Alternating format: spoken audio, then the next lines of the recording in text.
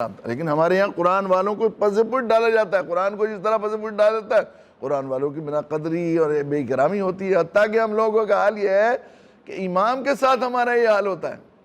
سچی بات یہ ہے کہ اگر ہم یہ سمجھتے ہیں، دیکھیے دین کا سارا فلسفہ اس بات پر ہے کہ دنیا عارضی ہے، یہاں کی مال، یہاں کی جائیداد، یہاں کی عزت، یہاں کی ذلت کوئی حیثیت نہیں رکھتی، اصل موت کے بعد کی زندگی ہے، اور موت کے بعد کی زندگی کی عزت، وقار اور مالداری کا انحصار ہے نیکیوں پر۔ جس کے پاس زیادہ نیکیاں ہوں گی، جو زیادہ اجر و ثواب کمایا ہوگا، وہاں وہ معزز ہوگا۔ نیکیوں اور اعمال کے اعتبار سے وہاں جنت کے درجے ہوں گے، وہاں لقب، حسب اور نسب کوئی چیز نہیں ہوگی، چودراہٹ یا کوئی اور دوسری چیز، صورت، شکل، اس پر کچھ بھی نہیں ہوگا، وہاں صرف اعمال پر ہوگا۔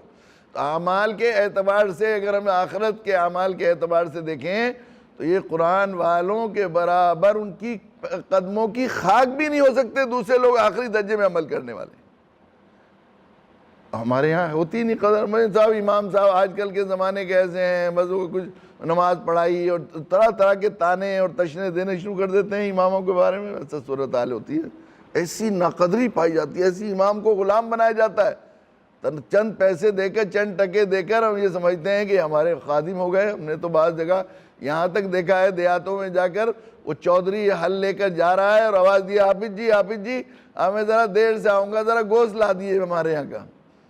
ایسا ہوتا ہے، ٹرسٹیوں سے ڈرتے ہیں امام، حالانکہ امام اللہ کے نبی صلی اللہ علیہ وسلم نے جو امامت کا منصب، وہ نائب نبی، اللہ کے نبی صلی اللہ علیہ وسلم کی مسجد جو تھی وہ دارالخلافہ تھی اسلامی مملکت کا، اور امام تھا امیر المومنین وہاں کا، اس کی مرضی اور مشورے اور ایما کے بغیر کچھ نہیں ہوتا تھا وہاں پہ۔ یہ تھا جو سسٹم اللہ کے نبی صلی اللہ علیہ وسلم نے دیا تھا۔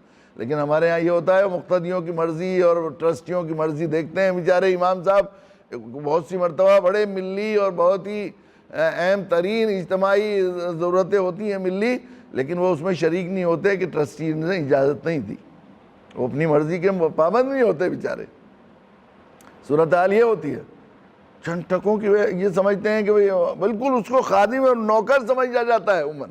وہاں ممبئی میں ایک مسجد ہے بڑی، ہمارے ایک دوست وہاں امام تھے، ان کی شادی ہوئی، مفتی صاحب بڑی یعنی بہت ہی معزز لوگوں کی، اور بلکہ بیرون کی جماعت کا وہ مرکز سمجھا جاتا تھا، اور وہاں پر بڑے دیندار لوگ ٹرسٹیز تھے اس مسجد کی بات بتا رہا ہوں میں، کہ ان کی جو ہے امام صاحب کی شادی ہوئی، والدہ وہ رہتے تھے ممبرا بیچارے، یہ جو ہے اس میں بمبئی میں، مین بمبئی میں، پرانی بمبئی میں رہتے مسجد تھی، تو والدہ نے کہا کہ بیٹا تمہاری شادی ہو رہی ہے تو ٹرسٹیز سے اجازت لے لو کہ کسی نائب کو فجر کی نماز کے لیے متعین کر دو کسی آدمی کو وہیں سے، اور تم عشاء کی نماز پڑھ کے آ جایا کرنا اور ظہر کے بعد آ جانا، ممبرا بہت دور ہے۔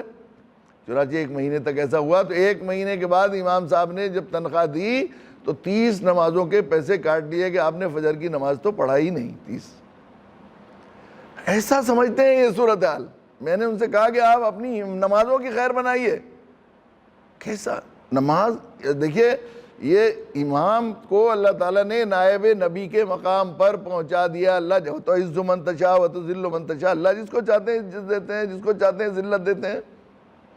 اب امام کو اگر آپ اپنی مرضی اور اپنے بیہیویئر سے اور اپنے معاملے سے کتنا بھی ذلیل کر لیں، اللہ نے ان کو عزت کے مقام پر پہنچا دیا، تو اللہ جس کو عزت دینا چاہیں آپ اسے ذلیل نہیں کر سکتے۔ آپ اپنی تباہی مول لے رہے ہیں۔ آپ دنیا کے، اللہ اس کے بندوں کے نزدیک اور اس کی مخلوق کے نزدیک خود ذلیل ہونے کا جو ہے وہ ضابطہ اور قاعدہ پورا کر رہے ہیں، اور ذلت کے گڑھے بجا رہے ہیں اماموں کی بے وقتی، قرآن والوں کی، اس لیے کہ قرآن والوں کو امام بنایا جاتا ہے، جو قرآن زیادہ پڑھا ہوا ہے اسی کو امام بنایا جاتا ہے۔ جب امام متعین کیا جاتا ہے، دیکھا جاتا ہے، تو کیا سنتے ہیں؟ قرآن ہی، اسی پر امامت کا انحصار ہوتا ہے۔ اللہ نے اس قرآن کے زیادہ علم کی وجہ سے اسے نبی کی نیابت اور منبر نبوی اور محراب نبوی پر کی جگہ نیابت نبوت پر پہنچا دیا۔ لیکن ہم نے کیا کیا؟ میرے مسئلے کی ایک بات یہ بھی ہے کہ ہم جہاں اپنے کو ذلیل بھی کر رہے ہیں، اپنی نمازیں خراب کر رہے ہیں، اس لیے کہ سارے فقہا کا اس پر اجماع ہے کہ اقتداء کی نیت نہیں ہوگی جماعت میں تو نماز نہیں ہوگی مقتدی کی۔ اگر مقتدی اقتداء کی نیت نہیں کر رہا ہے تو اس کی نماز نہیں ہوگی۔ اور اقتداء کا مطلب یہ ہے کہ میں ان امام صاحب کو اپنے سر کا تاج، اپنا محترم، اپنا سردار، نبی کا نائب اور جو ہے محترم سمجھ کر، نبی کا نائب نبی سمجھ کر ان کے سامنے نماز کی، ان کے پیچھے نماز کی نیت کرتا ہوں، اس کو کہتے ہیں اقتداء۔ اقتداء کی نیت کا مطلب دل میں یہ کیفیت ہو، کہنا نہیں زمان پیچھے اس امام کے کہہ دیا کہنے سے۔ نماز کئی دن سے بات چل رہی ہے، دعا پڑھنے سے کام نہیں چلے گا، دعا کرنے سے کام چلے گا۔ نیت پڑھنا نہیں ہے، نیت کرنا ہے، اندر سے کیفیت طاری ہوئے کہ میں انہیں اپنا محترم سمجھ کر، اپنا مقتدیٰ، اپنا سر کا تاج، نبی کا نائب سمجھ کر ان کے پیچھے نماز کی نیت کر رہا ہوں۔ تو اس لیے میں کہتا ہوں کہ امام اپنی مرضی سے مسجد میں پلکوں سے جھاڑو دے، حاکم الحاکمین کا دربار ہے اور میں ایک بندہ ہوں، تو امام کے لیے عزت کی بات ہے۔ لیکن اگر مسجد کے مقتدی یا نمازی یہ چاہتے ہیں امام سے پنکھا کھلوانا، لائٹ کھلوانا، سب بچھوانا، پانی بھروانا، وہ بہت بات ہے، لیکن اگر اذان کے بھی پابند بناتے ہیں تو مجھے نہیں لگتا کہ ان کی اقتداء صحیح ہوتی ہے، نماز صحیح نہیں ہوگی ان کی۔ اس لیے کہ نماز امام کے مقابلے میں مؤذن کو جو ہے دوسرے نمبر کا جو ہے مقام دیا جاتا ہے، عام طور پر ہی ہوتا ہے۔ حالانکہ اسلام میں مؤذن کا بڑا مقام ہے اور بڑی حدیث میں آیا ہے کہ ان کی گردنیں اونچی ہوں گی، اللہ کی طرف بلانے والے وہ لوگ ہیں۔ لیکن ہمارے یہاں جو عرف عام میں ہوتی ہے وہ امام کا مقام امام کا ہی ہے، اذان دینے والے کا اذان دینے کا ہے۔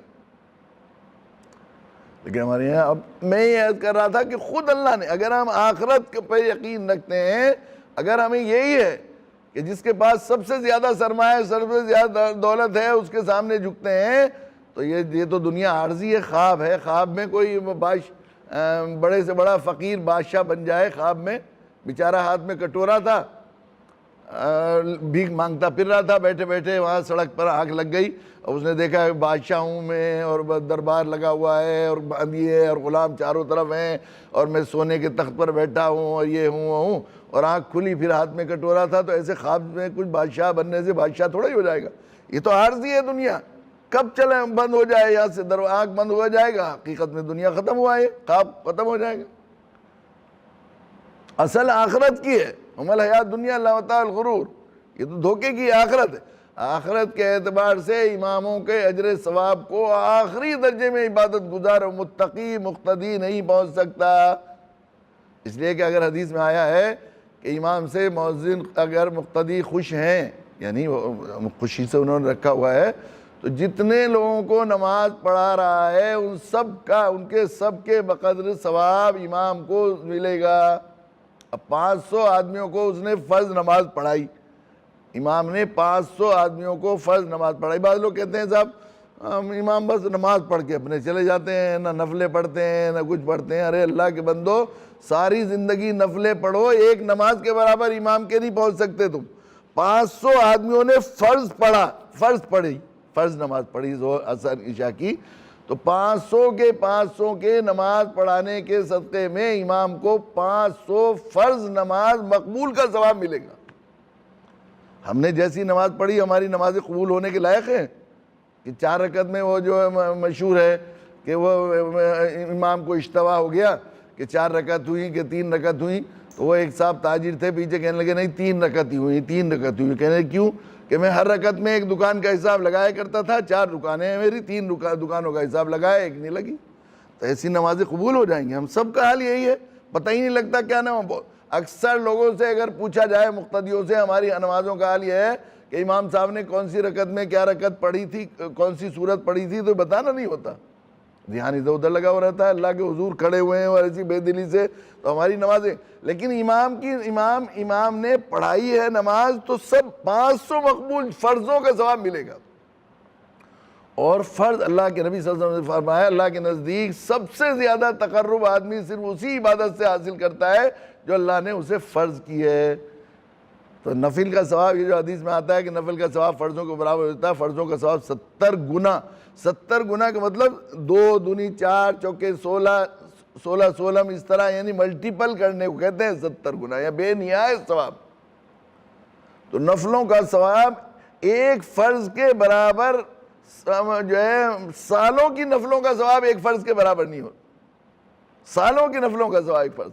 500 فرض نمازیں، 500 فرض نمازیں کتنے دن میں پڑھے گا مسلمان؟ یہ جو ہے 200 دن میں پڑھے گا. اور وہ مقبول ہوں گی کہ نہیں ہوں گی مقبول؟ مقتدی کتنے دن میں پڑھے گا؟ 500 فرض نمازیں، 5 نمازیں روزانہ پڑھی اس نے تو 100 دن میں پڑھے گا. 100 دن میں گویا 3.5 مہینے میں پڑھے گا وہ فرض نمازیں اتنی. اور وہ مقبول ہوں گی کہ نہیں ہوں گی مقبول؟ اور امام کے پاس مقبول نمازوں کا ذخیرہ جمع ہو گیا، اس نے 500 لوگوں کو نماز پڑھائی ایک، اور 5 نمازیں پڑھائی تو کتنی ہو گئی؟ 5 نمازیں پڑھائی تو 500 پنجے 2500 نمازیں. 2500 نمازیں وہ کتنے دن میں پڑھے گا؟ وہ پڑھے گا 500 دن میں. 1.5 سال میں پڑھے گا مقتدی نماز، 1.5 سال میں. تو کیا امام کے اجر و ثواب کے برابر کوئی ملے گا وہاں ثواب کے حساب سے؟ تو جب اگر یہی بات ہے کہ جو جتنا مایہ سرمایہ ہو اتنی وقت و قدر و منزلت ہے، تو اماموں سے زیادہ کوئی آخرت کے اعتبار سے زیادہ مالدار نہیں ہے.